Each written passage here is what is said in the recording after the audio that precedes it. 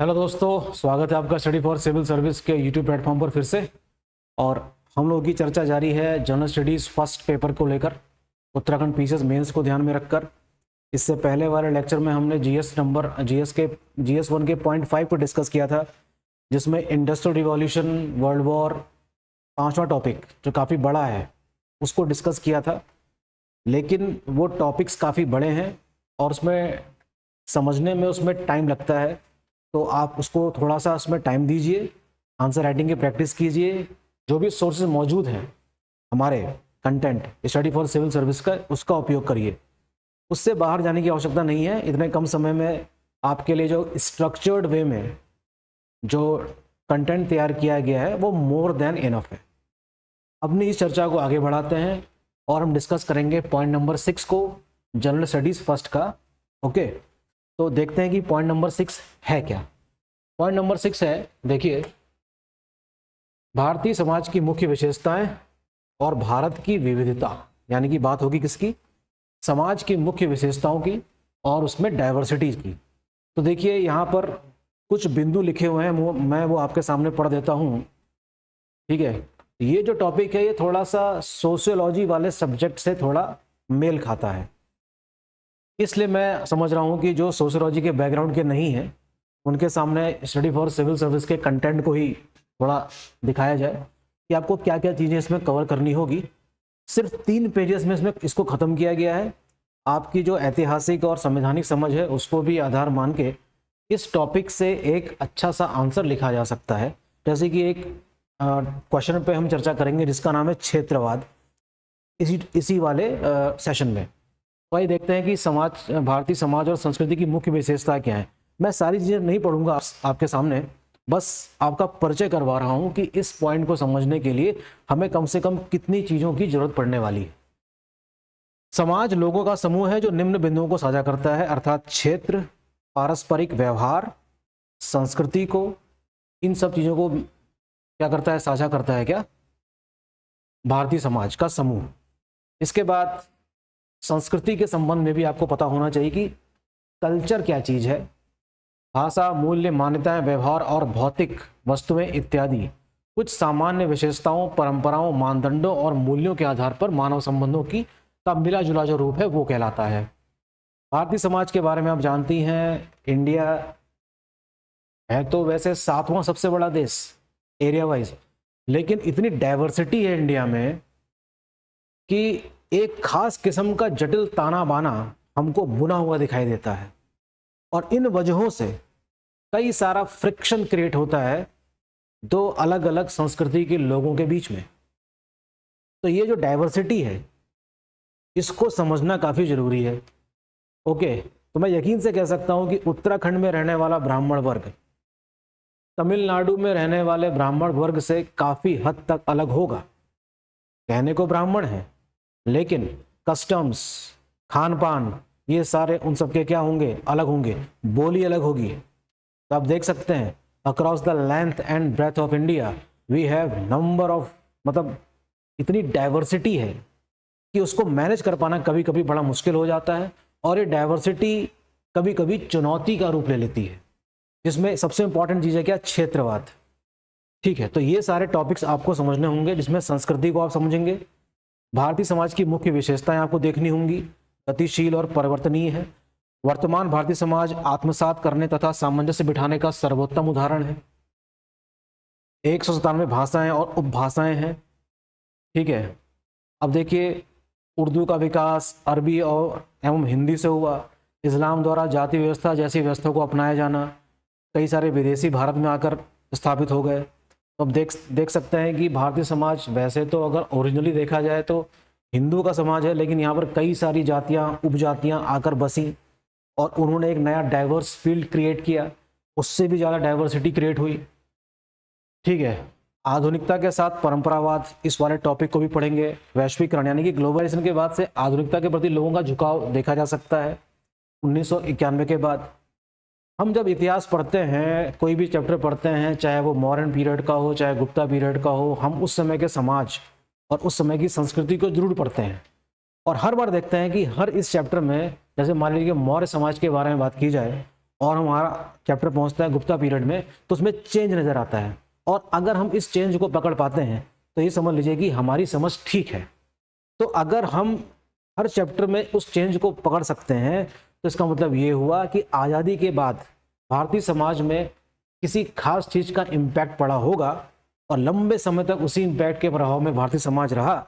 और जब 1990 के दशक में ग्लोबलाइजेशन जैसा है ना युग शुरू हुआ, तो उसके बाद भी हम देखते हैं कि समाज आपस में एक दूसरे के नज़दीक ही आया है, लेकिन अभी भी कई सारी असमानताएं बाकी है। ओके, पाश्चात्य जगत की कई सारी संस्कृति से हम प्रभावित हुए, हमने उस चीज़ को अपने जीवन में अपना भी लिया है। हम लोग धोती कुर्ता नहीं पहनते, मैं देखिए शर्ट पहन के आपको पढ़ा रहा हूँ, जीन्स पहन रखी है। तो ये सब हमारे कल्चर का की पहचान तो ये नहीं है, लेकिन हमने इसको अडॉप्ट कर लिया है। अब ये हमारे लिए बहुत दिनों से न्यू नॉर्मल है। पाश्चात्य जिम बनाम योग, संयुक्त राष्ट्र द्वारा अंतर्राष्ट्रीय योग दिवस के रूप में 21 जून की घोषणा से स्पष्ट है कि इसका भी महत्व होगा। भारतीय भोजन भी पाश्चात्य भोजन जितना ही लोकप्रिय है। नृत्य, संगीत और वस्त्रों के विषय में ये सारी बातें आपको समझनी होंगी। पश्चिमी दवाएं और आयुर्वेद चिकित्सा, भौतिकवाद, आध्यात्मिकता तथा धार्मिक विकास, इन सब के बारे में अगर आपकी समझ ठीक ठाक है तो यहाँ से उठने वाले टॉपिक से अगर कोई क्वेश्चन बनता है तो मैं मान के चल रहा हूँ कि आप उसको आसानी से लिख सकेंगे। एग्जाम में क्वेश्चन आ सकता है कि विविधता में एकता के कई सारे बिंदुओं को गिनाइए, तो ये सब आप समझ सकते हैं। सह अस्तित्व का मूल्य क्या है, ठीक है, इसे क्या कहते हैं। भाषाई आधार पर राज्यों का पुनर्गठन, अल्पसंख्यकों के हितों की रक्षा के लिए सरकार द्वारा किए गए प्रयास, इत्यादि इत्यादि। जाति एवं वर्ग, पितृसत्तात्मक व्यवस्था, है ना, थोड़ा सोशोलॉजी वाला जो सब्जेक्ट है उसकी तरफ झुका लगता है ये वाला टॉपिक। ग्रामीण और खेतीहार यानी कि एग्रेरियन सोसाइटी, पारंपरिक या पारस्परिक आदर और सहिष्णुता, ये कुछ फीचर्स हैं हमारे समाज के। प्रमुख विशेषताएं देख लीजिए। गंगा जमुनी तहजीब, भारतीय संगीत जिसमें हिंदुस्तानी शास्त्रीय संगीत और कर्नाटक संगीत शामिल किया गया है। ध्रुपद से ख्याल तक का उद्भव यहीं हुआ। पखवाज, मृदंग से तबला, ये सारी चीज़ें, गज़लें, कव्वालियाँ, हम देख सकते हैं कि भारतीय संगीत एक एग्जाम्पल है समाज का। दैनिक जीवन में देखिए, धर्म, भक्ति एवं सूफी आंदोलन, साहित्य, वेद, उपनिषद, दक्षिण एवं संगम साहित्य, ये सारी बातें आपको समझनी होंगी इस वाले टॉपिक को समझने के लिए, ठीक है। थोड़ा सा टिपिकल सा मालूम पड़ेगा आपको पढ़ते समय, लेकिन एक क्वेश्चन यहाँ से बनता जरूर है। पिछली बार यूपी पीसीएस में यहाँ से एक टॉपिक उठाया गया था क्षेत्रवाद का, तो आइए देख लेते हैं। ये देखिए, मैंने बहुत ही जल्दी आपके सामने चीज़ें पढ़ दी। इसका तात्पर्य ये नहीं कि मैं जल्दी में हूँ, इसका तात्पर्य सिर्फ यही है कि आपको मैं रूबरू करा सकूं कि छठे टॉपिक में आपको किन किन चीज़ों को ध्यान में रखना है और आंसर लिखने की कोशिश करनी है, ठीक है। बाकी चीज़ें आपको जब इसको परचेज करते हैं तब आपको डिटेल में देखने को मिली जाएगी। तो देखते हैं कि क्वेश्चन क्या है। क्वेश्चन है, what kind of hindrance do regionalism create in the development of India, अर्थात क्षेत्रवाद भारत के विकास में किस प्रकार की बाधाएं उत्पन्न करता है। 8 मार्क्स में क्वेश्चन पूछा गया था यूपी पीसीएस में। यहाँ पर हो सकता है कि 100 वर्ड्स वाले क्वेश्चन में इसको पूछा जा सके। तो इस प्रकार के क्वेश्चन को लिखने में अगर 100 शब्दों में लिखना है तो 2 से 3 लाइन में सबसे पहले क्या करेंगे, क्षेत्रवाद को डिफाइन कर देंगे। पहली लाइन में क्षेत्रवाद को परिभाषित करें, यानी कि एक खास विचारधारा का प्रतिनिधित्व करता है, धार्मिक, सामाजिक, आर्थिक आधार पर अपने आप को पृथक रखना चाहता है, यही है क्या क्षेत्रवाद, और किसी भी प्रकार का परिवर्तन नहीं चाहता और चाहता है कि इनका उसमें कोई किसी और का कोई दखल ना हो। तो ये है क्या, क्षेत्रवाद है। इंग्लिश में देख लेंगे, एक पर्टिकुलर आइडियोलॉजी है, it isolate on the basis of religion, society and culture. इन सभी एस्पेक्ट को ध्यान में रखकर आप इस आंसर को लिख सकते हैं। सबसे पहले किसको डिफाइन करेंगे, रीजनलिज्म अर्थात क्षेत्रवाद को, ओके। फिर कोशिश करेगा कि इस क्वेश्चन में जो पूछा गया है वहां तक पहुंचने की, लेकिन वहां तक तभी पहुंचा जा सकता है जब आपको क्षेत्रवाद के कारणों का पता चले। कॉजेज ऑफ रीजनलिज्म यानी कि क्षेत्रवाद के कारण को स्पष्ट करना है। इसी आंसर लिखने के दौरान भाषा को एक आधार माना जा सकता है। आंसर लिखने के दौरान भाषा एक महत्वपूर्ण कारक है क्षेत्रवाद के उदय का। आप देख सकते हैं कि भारत में कितने प्रकार की भाषाएं, बोलियां, उपबोलियां बोली जाती हैं। यही उत्तराखंड में कुमाऊं और गढ़वाली अलग अलग प्रकार की भाषाएं हैं। तो ये एक क्या करता है, एक खास किस्म का क्षेत्रवाद क्रिएट करता है। रिलीजन एंड कल्चर यानी कि धर्म और संस्कृति भी एक क्या है, कारक है क्षेत्रवाद के उत्पन्न होने का। इसमें कुछ लाइनें आप डिफाइन कर सकते हैं। आर्थिक आधार को भी क्या माना जा सकता है, कारक माना गया है क्षेत्रवाद के उदय का। राजनीति ने तो इसमें सबसे ज्यादा कंट्रीब्यूट किया है क्षेत्रवाद के उदय को। तो इसमें भी कुछ एग्जांपल्स देकर आप आंसर को लिख सकते हैं। चुनौतियां क्या क्या हैं? चुनौतियां यही हैं कि किस प्रकार से सामंजस्य बैठाया जाए, किस प्रकार से हम इन चुनौतियों का सामना कर सकते हैं।